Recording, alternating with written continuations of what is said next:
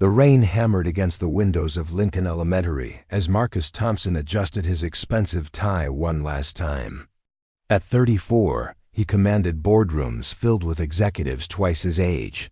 But tonight, walking into his 7-year-old daughter's classroom felt more terrifying than any hostile takeover. Before we jump back in, tell us where you're tuning in from, and if this story touches you, make sure you're subscribed, because tomorrow, I've saved something extra special for you. Sophia's small hand trembled in his as they approached room 12B. Other families filled the hallway, mothers in casual sweaters chatting easily, fathers laughing with their wives about weekend plans. Marcus stood out like a tuxedo at a barbecue, his tailored suit and platinum watch marking him as different, alone. "Daddy, why isn't Mommy coming?" Sophia whispered, her voice barely audible above the chatter. Marcus knelt down, his throat tight. "Remember what we talked about, sweetheart. Mommy.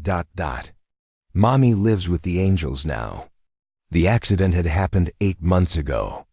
A drunk driver running a red light had stolen Carolyn Thompson's life in an instant, leaving Marcus to navigate single parenthood while running Thompson Industries, a tech empire worth $3 billion. 8 months of microwave dinners because he couldn't cook. 8 months of hiring and firing nannies who couldn't handle Sophia's nightmares. 8 months of watching his little girl withdraw into herself, speaking less each day, crying more each night. Marcus had built his company from nothing after aging out of foster care at 18.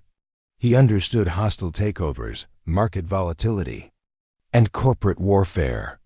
But he had no idea how to help his daughter heal from losing the one person who made their house feel like home. "Mr. Thompson?" A warm voice interrupted his thoughts. Marcus looked up to see a woman in her late 20s approaching them.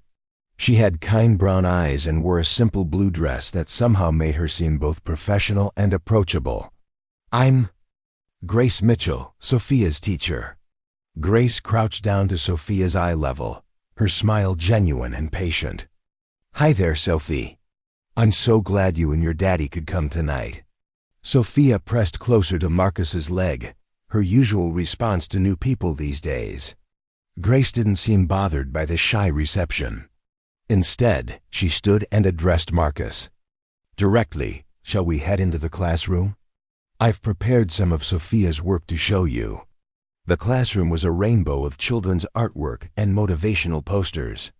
Grace led them to a small table where Sophia's assignments were laid out neatly. Marcus noticed immediately that while the academic work was solid, the creative pieces told a different story.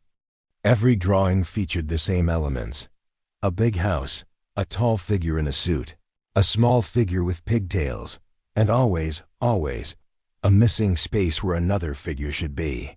"Sophia is incredibly bright," Grace began, her voice professional, but warm. "Her reading comprehension is above grade level, and her math skills are excellent. But I wanted to discuss some observations I've made." Marcus tensed, his CEO instincts kicking in. He was used to problems having solutions, preferably expensive ones. "What kind of observations?" Grace chose her words carefully. "Sophia has become increasingly withdrawn during group activities. She often sits alone during lunch, and she hasn't made friends with the other children. When we have sharing time, she rarely participates." "She's always been shy," Marcus said defensively, though he knew it wasn't entirely true. Before Caroline's death, Sophia had been a chatterbox who made friends easily. "Mr. Thompson, I understand this has been an incredibly difficult time for your family." Grace's voice was gentle but direct. "Losing a parent is traumatic for any child, but Sophia is showing signs that she might benefit from additional support." Marcus felt the familiar tightness in his chest that came whenever someone suggested he wasn't enough for his daughter. "What kind of support?" "I can hire the best tutors, therapists, whatever she needs. Sometimes what children need most isn't something money can buy," Grace said softly. "They need consistency, patience, and emotional safety. They need to know it's okay to grieve." The words hit Marcus harder than he expected. In his world, showing vulnerability was weakness. He'd taught himself to compartmentalize pain, to push through obstacles with sheer determination. But watching Sophia's struggle made him feel powerless in a way he'd never experienced. As if sensing the tension in the conversation, Sophia tugged on Marcus's jacket. "Daddy, can we go home now?" Grace immediately shifted her attention back to Sophia. "Before you go, would you like to show your daddy the special project we've been working on?" Sophia shook her head, her eyes filling with tears. Marcus felt his heart break a little more as he watched his confident, spirited daughter shrink into herself. "It's okay, sweetheart," Grace said, her voice infinitely patient. "Maybe next time." As they prepared to leave, Marcus noticed other families still chatting, with teachers, children running around excitedly showing off their work. He and Sophia moved through it all like ghosts, connected to no one, belonging nowhere. "Mr. Thompson," Grace called out as they reached the classroom door. "I know this is overwhelming, but please know that Sophia is safe here. This classroom is a place where she can be exactly who she needs to be, grief and all." Marcus nodded stiffly, unsure how to respond. He was used to people wanting something from him: deals, partnerships, favors. Grace's offer of simple human kindness left him off balance. As they walked back through the empty hallway, Sophia's quiet voice echoed off the walls. "Daddy, why does Miss Mitchell look at me like Mommy used to?" Marcus stopped walking, his daughter's innocent question hitting him like a physical blow. He realized then that Grace Mitchell was the first person since Caroline's death to see Sophia not as the tragic CEO's daughter, but simply as a child who needed care. 3 weeks after parent-teacher night, Marcus's assistant knocked on his office door with an unusual request. Lincoln Elementary was on the phone. Sophia had refused to come out of the bathroom and was asking for him. Marcus arrived at the school within 15 minutes, his heart pounding. He found Grace Mitchell sitting on the floor outside the girls' bathroom, speaking softly through the closed door. "Sophie, your daddy's here now. Would you like to talk to him?" A small, shaky voice replied from inside. "I don't want to come out. Everyone's going to see." Marcus knelt beside Grace, feeling helpless. "Sophia, it's Daddy. What's wrong, sweetheart?" "I had an accident. My pants are wet, and everyone's going to laugh at me like they laughed at Tommy when he spilled juice on himself." "Yes, they will. And you'll be angry because you had to leave work again." The guilt in his daughter's voice made Marcus's chest tighten. He'd been pulling long hours trying to keep the company running while being a single father, and apparently Sophia had noticed his stressed-out. Grace stood up quietly. "I have spare clothes in my classroom. Would it help if I brought them here, and then your daddy and I could wait in the hallway while you change?" 20 minutes later, Sophia emerged wearing borrowed clothes that were slightly too big, her face red with embarrassment. Before Marcus could say anything, Grace had crouched down to Sophia's level. "You know what, Sophie? The same thing happened to me when I was in 2nd grade. I was so embarrassed that I hid in the bathroom for an hour." Sophia looked up with wide eyes. "Really? Really? And you know what my teacher did?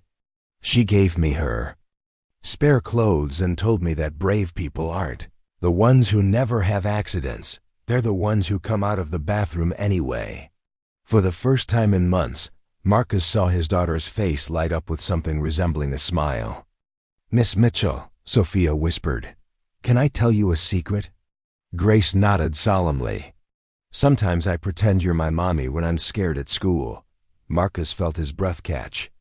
Grace's eyes filled with tears, but her voice remained steady. "That's the most special thing anyone has ever told me, Sophie. And you know what? If pretending that helps you feel brave, then I'm honored." That afternoon, Marcus found himself lingering after picking up Sophia, watching Grace organize her classroom. She moved with quiet efficiency, but he noticed how she paused at Sophia's desk, straightening her pencils with extra care. "Ms. Mitchell," he said, causing her to look up in surprise. I wanted to thank you for today, and to apologize. Apologize for what? Marcus struggled to find the words. For not knowing how to help her, for letting work consume me when she needed me most, for being the kind of father who doesn't even know his daughter feels guilty about calling me at work. Grace leaned against her desk, studying him. Mr. Thompson, grief isn't a problem you can solve with the right strategy or enough money. It's something you have to walk through, step by step. I don't know how to walk through it, Marcus admitted, the confession feeling foreign on his tongue. In business, there's always a next move, a way to win. But with Sophia... I feel like I'm failing her every day. Can I tell you what I see when I look at Sophia? Grace asked gently. I see a little girl who loves her father so much that she's trying to protect his feelings by hiding her own pain.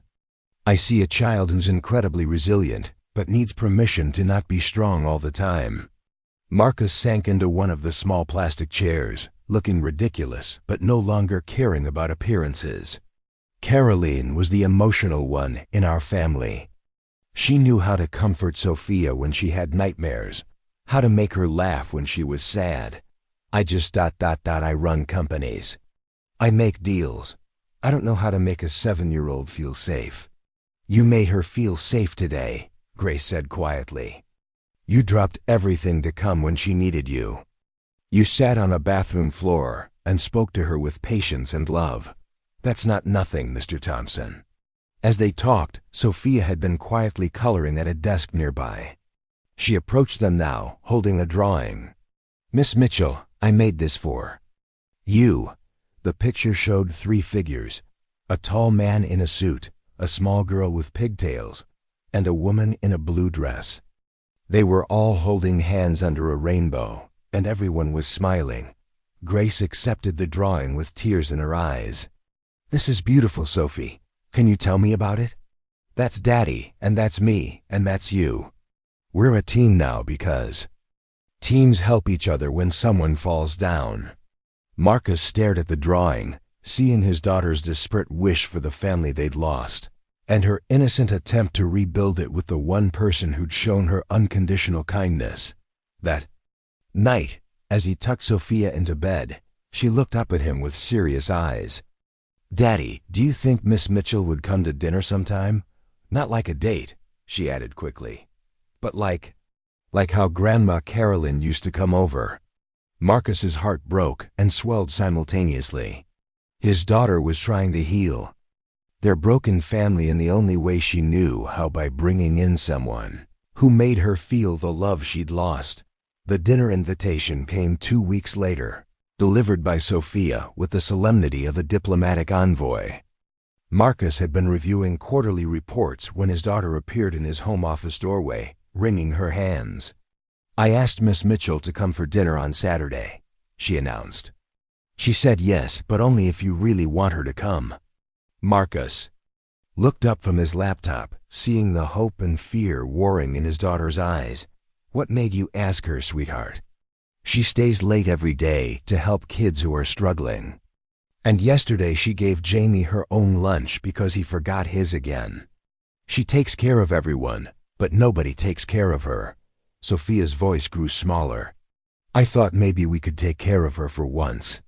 Preparing and narrating this story took us a lot of time, so if you are enjoying it, subscribe to our channel. It means a lot to us. Now back to the story. Saturday evening arrived with unexpected nervousness for Marcus. Grace arrived precisely at 6, carrying a small potted plant and wearing a sundress that made her look younger than her 28 years. Sophia answered the door before Marcus could reach it. You came, Sophia exclaimed, wrapping her arms around Grace's waist. Of course I came. I wouldn't miss dinner with my favorite student. Grace's eyes met Marcus's over Sophia's head. Thank you for having me, Mr. Thompson. Marcus, he corrected, then immediately felt awkward about the informality. Please, call me Marcus. The evening unfolded differently than Marcus had anticipated. Grace wasn't impressed by his sprawling penthouse or expensive furnishings. Instead, she gravitated toward the family photos scattered throughout the living room, asking Sophia gentle questions about the memories behind each picture. "That's Mommy and Daddy's wedding," Sophia explained, pointing to a photo on the mantel. "Mommy said she married Daddy because he made her laugh even when she was sad." Marcus watched Grace's face carefully, waiting for the discomfort that usually appeared when people encountered reminders of Caroline. Instead, Grace smiled warmly. "Your mommy sounds like she was very wise. Laughter is one of the best medicines for sadness." Over dinner, a surprisingly successful attempt at homemade lasagna, Marcus found himself relaxing in ways he hadn't since Caroline's death. Grace had a gift for drawing people out, asking questions that made both him and Sophia feel heard rather than interrogated. "Tell me about Thompson Industries," Grace said as Sophia ran off to get her latest art project. "Sophia mentioned you built it from nothing." Marcus felt the familiar tension that came with discussing his background. "I aged out of foster care at 18. No family, no connections, just a business plan and too much stubbornness to quit." "That must have been terrifying," Grace said simply, without the usual platitudes about inspiration and success. "It was," Marcus admitted, surprised by his honesty. "But terrifying in a different way than this. Business failure meant starting over. Failing, Sophia, means—" He trailed off, unable to finish the thought. "Means what?" Grace's voice was gentle but persistent. "Means she loses the only parent she has left. Means I become another person who couldn't protect her." Grace was quiet for a long moment. "Marcus, can I tell you something?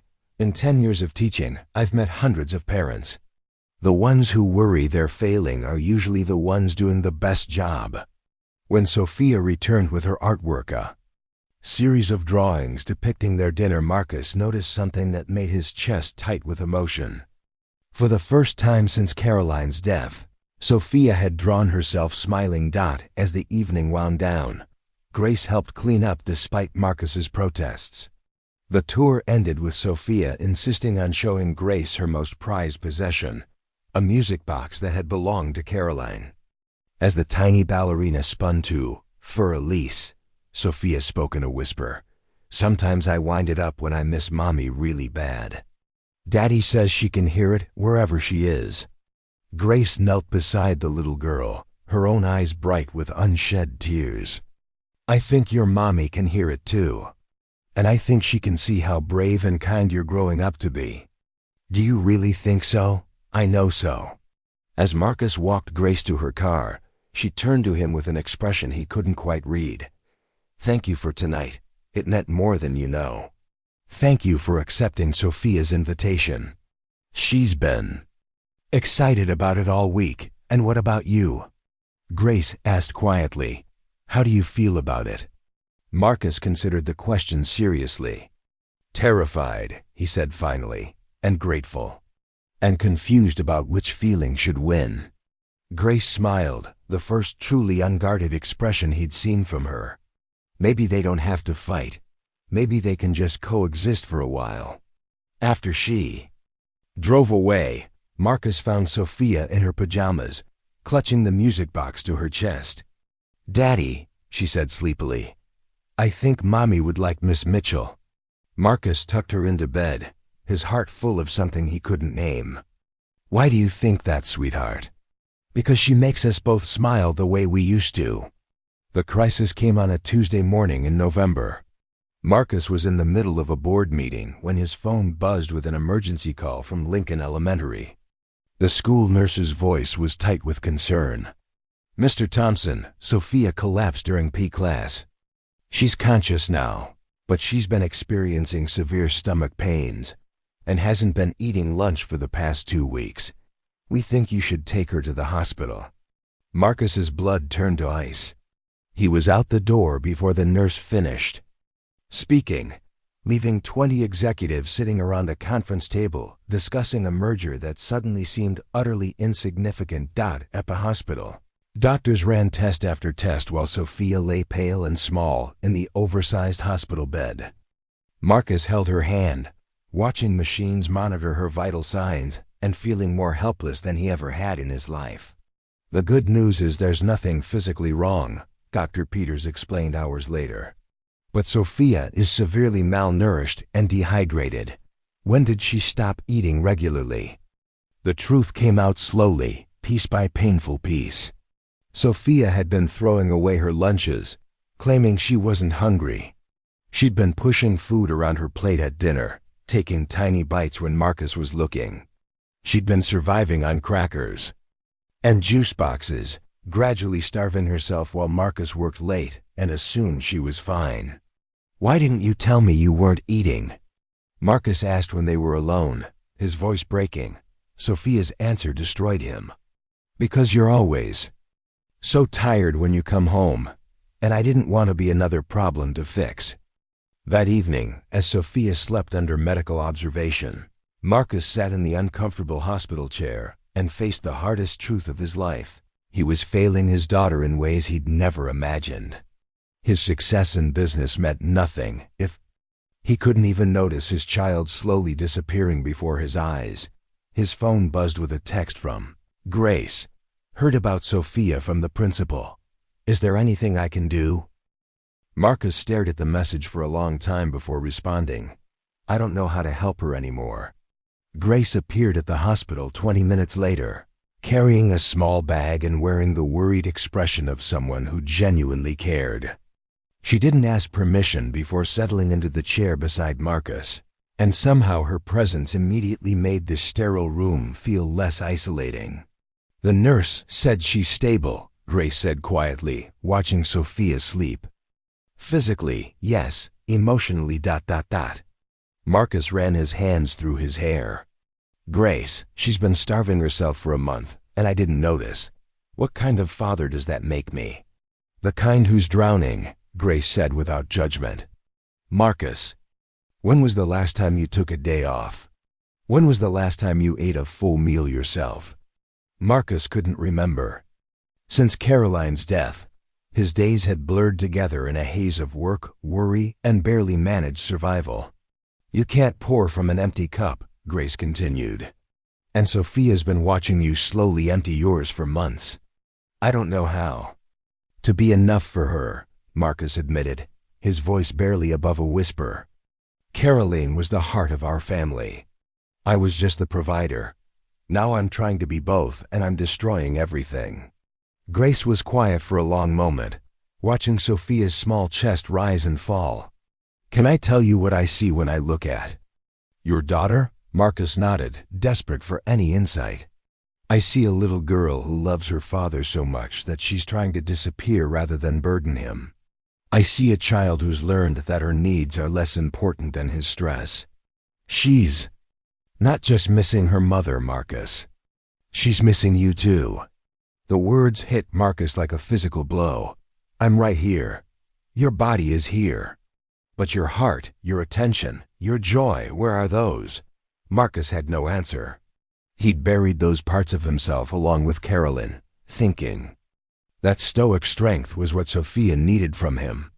"Then I'm staying too," Grace said simply when Marcus announced he was staying overnight. "You don't have to. Sophia asked for me when she first got sick at school, before she asked for you." Grace's voice was gentle but firm. "That little girl has claimed me as family, whether we planned it or not. And family doesn't abandon each other in hospitals." As the night wore on, Marcus watched Grace transform the sterile hospital room into something that felt almost like home. She helped Sophia sip small amounts of broth when she woke up. She read stories in voices that made his daughter giggle weakly. She answered Sophia's worried questions about missing school with patience and creativity. Around midnight, when Sophia had finally fallen into peaceful sleep, Grace found Marcus standing at the window overlooking the city. "She's going to be okay," Grace said softly. "This time," Marcus replied. "But what about next time? What happens when I miss the next warning sign because I'm too buried in work to see what's right in front of me?" Grace stepped beside him, close enough that he could smell her lavender perfume. "Then you learn to ask for help. You stop trying." to be superhuman and start being present. Marcus turned to look at her, seeing not just Sophia's teacher, but a woman who had somehow become essential to their healing. Grace, I don't know how to do this without you. The admission hung between them, loaded with implications neither was ready to fully acknowledge. The changes started small. Marcus began leaving work at 5 o'clock sharp, ignoring the shocked stares of his staff. He hired a personal chef to ensure Sophia had nutritious meals waiting when she got home from school. Most importantly, he started asking the questions he'd been afraid to hear answered. Grace became a regular presence in their lives, though always at Sophia's invitation. She attended Sophia's school play, helped with a science project about volcanoes, and somehow made grocery shopping feel like an adventure rather than a chore. 3 months after the hospital incident, Marcus faced a crisis that would test everything they'd built. Thompson Industries was being targeted for a hostile takeover by Blackstone Corporation. "You need to be in Shanghai by Thursday," his CFO insisted during an emergency meeting. "The deal can't wait. If we lose the Chun partnership, Blackstone will have the opening they need." Marcus stared at the flight itinerary, his mind calculating the costs. 2 weeks in Asia, critical negotiations that could determine his company's future. But it also meant missing Sophia's birthday, the school science fair where she was presenting her volcano project, and her first real smile in months. "Send Davidson," Marcus said finally. "I'm not leaving." The room erupted in protests. Bored members who'd never questioned his decisions suddenly found their voices, arguing that the company's survival depended on his personal involvement. "Marcus, be reasonable," his longtime business partner argued. "You've rebuilt this company once. You can't let it fall apart now because of misplaced priorities." "Misplaced priorities?" Marcus stood up, his voice cutting through the chatter. "My daughter spent a month starving herself because she thought my work was more important than her existence. I'm not making that mistake again." He walked out of the boardroom, leaving 20 stunned executives in his wake. For the first time in his professional life, Marcus chose his daughter over his empire. The science fair arrived with typical elementary school chaos. Marcus watched Sophia demonstrate her volcano with growing pride. She'd overcome her shyness enough to explain the chemical reaction to strangers, her face lighting up when the baking soda and vinegar created the dramatic eruption she'd practiced dozens of times. "She's wonderful," Grace said, appearing beside him as they watched Sophia accept a second-place ribbon. "She is," Marcus agreed. "And I almost missed this because of some deal in Shanghai." Later that evening, after Sophia had fallen asleep clutching her science fair ribbon, Marcus found Grace in his kitchen, cleaning up the celebratory ice cream bowls. "Marcus, can I ask you something?" Grace said. "What happened tonight choosing Sophia over the business trip? Was that a one-time decision or something more?" Marcus leaned against the counter, understanding the weight behind her question. "Something more. I spent so many years building that company because I never wanted to feel powerless again. But I was becoming powerless anyway, powerless to help my own daughter." Grace dried her hands carefully before turning to face him. "What if you lose the company? Then I'll build something else. Something that allows me to be the father Sophia deserves." Marcus paused, meeting her eyes. "The man you both deserve." The words hung between them, an acknowledgement of feelings that had been growing for months. Grace stepped closer, close enough that Marcus could see the flecks of gold in her brown eyes. "Marcus," she said softly, "I need you to know something. What's happening between us, it's not because Sophia needs a mother figure. It's not because you need help raising her." "Then what is it?" Grace smiled, her hand finding his. "It's because somewhere between parent-teacher conferences and hospital vigils and volcano projects, I fell in love with both of you." For the first time since Caroline's death, Marcus felt his heart crack open, not with grief, but with hope. The confession changed everything and nothing. There were small moments, Grace's hand lingering on Marcus's shoulder when she passed behind his chair. Marcus making coffee exactly the way Grace liked it, without being asked. Shared smiles over Sophia's head that held promises neither was quite ready to voice. 3 weeks later, Sophia made an innocent comment that revealed how much she'd been observing. "Jenny's mom and dad kiss when he comes home from work," Sophia announced over breakfast. "Do you think Miss Mitchell would like it if you kissed her hello, Daddy?" Marcus nearly choked on his coffee while Grace turned bright red. "Sophie, that's not ... people. Don't just ... double quotes." Grace fumbled 4 words. "Why not?" Sophia asked with the brutal logic of an 8-year-old. "You both get happy faces when you see each other. And yesterday I saw Daddy hold your hand in the kitchen." The honesty in Sophia's voice made lying impossible. Marcus set down his coffee cup and looked at his daughter seriously. "Sophie, what do you think about Miss Mitchell spending more time with us?"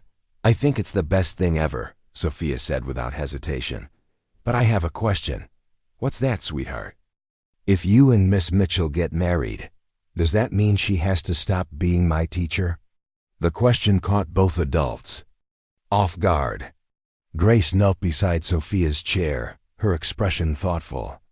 "Sophie, would it bother you if I couldn't be your teacher anymore?" Sophia considered this carefully. "Well, you'd still be you, and you'd still help me with homework. And you'd be here every day instead of just sometimes." She paused, then added, "But what if the other kids get jealous that my teacher lives at my house?" Marcus marveled at his daughter's ability to cut straight to the heart of complicated matters. "What do you think we should do about that?" "Maybe," Sophia said slowly, "Miss Mitchell could finish being my teacher this year, and then next year she could just be my mom." The word hung in the air like a bell that couldn't be unrung. Grace's eyes filled with tears, and Marcus felt his chest tighten with emotion he couldn't name. "Sophie," Grace said gently, "I would be honored to be your mom someday. But that's a very big decision that grown-ups have to make carefully." "How long does carefully take?" Sophia asked. Before either adult could answer, Marcus's phone rang. The caller ID showed his lawyer's number, and Marcus remembered with a sick feeling that the Blackstone situation had been escalating while he'd been focused on his family. The conversation was worse than Marcus had feared. Blackstone had convinced 3 major clients to break their contracts, citing concerns about Thompson Industries' unstable leadership. The stock price had dropped 30% in 2 days. "Marcus, you need to get on a plane to London tonight," his lawyer insisted. "Harrison Global is wavering. If we lose them, it's over." Marcus looked through the kitchen doorway, where Grace was helping Sophia pack her school bag, both of them laughing at some private joke. 6 months ago, he would have been on a plane within the hour. Now the thought of leaving felt like betraying everything he'd learned about what actually mattered. "Set up a video conference," Marcus said finally. "If Harrison Global wants to meet, they can do it from my home office." The video conference that afternoon was brutal. Harrison Global's executives questioned every aspect of Thompson Industries' future, clearly influenced by Blackstone's whisper campaign. Marcus answered their concerns honestly, but he could see doubt in their faces. "Mr. Thompson," the lead executive said finally, "we appreciate your candor, but we need stability. Blackstone has presented a compelling case that your recent ... lifestyle changes indicate a lack of commitment to your company." "My lifestyle changes," Marcus said carefully, "indicate a commitment to being a fully present father to my daughter. If that makes me unstable in your eyes, then perhaps we're not the right partnership anyway." After the call ended, Marcus sat in his office feeling the weight of potential failure. A soft knock interrupted his thoughts. Sophia appeared in the doorway, still wearing her school clothes. "Daddy, Miss Mitchell is making your favorite dinner. She says it's because you had a hard day." Sophia climbed into his lap, wrapping her small arms around his neck. "Are you sad about work?" "A little," Marcus admitted. "Will we be okay if your company goes away?" Marcus held his daughter close, breathing in the scent of her strawberry shampoo. "We'll be more than okay, sweetheart. We'll be together." The final blow came on a Friday morning in March. Marcus's assistant delivered the news with barely concealed panic. Blackstone had successfully acquired Harrison Global's contract and 2 other major clients. Thompson Industries was hemorrhaging money, and the board was calling for an emergency meeting. "They want your resignation, Marcus," his CFO said bluntly during the video call. "The company can still be saved if we bring in new leadership and restructure completely." Marcus looked around his home office, decorated now with Sophia's artwork and photos of their small, unconventional family. "What if I refuse? Then we file for bankruptcy within 60 days. That evening, Marcus sat Sophia and Grace down for the conversation he'd been dreading. "I need to tell you both something important about the company." Sophia, now 9 and perceptive beyond her years, studied his face carefully. "Are we going to be poor, Daddy?" "We're going to have less money than we're used to," Marcus said honestly. "I might have to sell this house and find a smaller place. I'll need to look for a new job." To his surprise, Sophia didn't look upset. Instead, she seemed to be considering something carefully. "Daddy, remember when you used to travel all the time for work?" "Yes, and remember how you were always tired and worried?" Marcus nodded, wondering where this was leading. "Will you have to do that again if you get a new job?" "Probably not, sweetheart. Most jobs wouldn't require as much travel." Sophia brightened considerably. "Then I think losing the company might be a good thing." Grace squeezed Marcus's hand under the table. "What Sophia's trying to say is that we've all been happier since you started putting family first. Maybe this is just life's way of making sure you don't go backwards." The board meeting the next week was a formality. Marcus resigned as CEO of Thompson Industries, signing papers that dissolved 15 years of his life's work. But as he walked out of the corporate headquarters for the last time, he felt something unexpected. Relief. 6 months later, Marcus stood in the kitchen of their modest 3-bedroom house, helping Grace prepare dinner while Sophia practiced piano in the living room. He'd taken a position as operations director at a mid-sized tech firm less prestigious. Less money, but reasonable hours and no travel. "Any regrets?" Grace asked, stirring the sauce for their anniversary dinner. Today marked 1 year since that first parent-teacher conference that had changed everything. Marcus considered the question while watching Sophia through the doorway. His daughter was thriving in ways that had nothing to do with money. She'd made friends at her new school, joined the drama club, and started sleeping through the night without nightmares. "Only one," Marcus said finally. Grace looked concerned. "What's that?" "That it took me so long to realize what actually mattered." Marcus wrapped his arms around Grace from behind, resting his chin on her shoulder. "Carolyn used to say that success isn't about building an empire, it's about building a life worth living." "Wise woman," Grace murmured, leaning back against him. "She would have loved you," Marcus said. "She would have loved watching Sophia blossom the way she has this year." As if summoned by their conversation, Sophia appeared in the kitchen doorway. "Are you two being mushy again?" "Absolutely," Grace said with a grin. "Is that okay with you?" "I guess," Sophia said with exaggerated resignation. "But I have an important question." "What's that?" Marcus asked. Sophia held up a handmade invitation, decorated with crayon hearts and glitter. "Will you both come to my school's father-daughter dance next Friday? Miss Rodriguez said I can bring 2 grown-ups if I want." Marcus felt his throat tighten with emotion. Last year, he would have missed the dance for a business trip.